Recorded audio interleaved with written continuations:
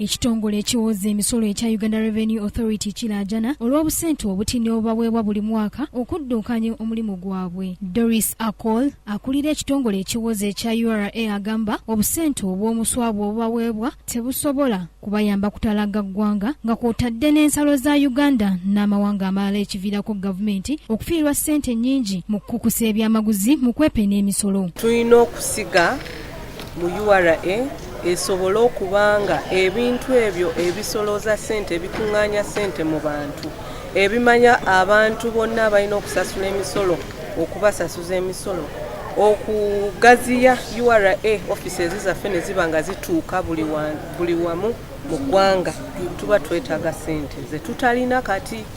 So gavumenti we bateetadde ssente mu kitongole ku investinga mu URA kyenva nkiyita nti kusiga tosobola kukungula nga tokoze eki nga tosize.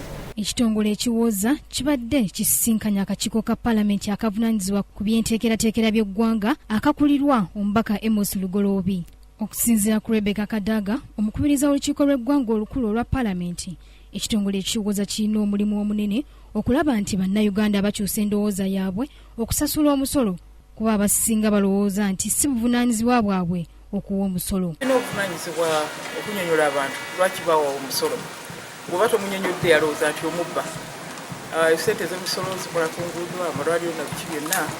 So tulina okuyiriza Abannayuganda nti buli mwalina okukola contribution ku ssente ezo ez'omusolo tusobole okukola services. So mbagaye tukwatagane tulabe nti abantu bategeeza lwaki basasula omusolo.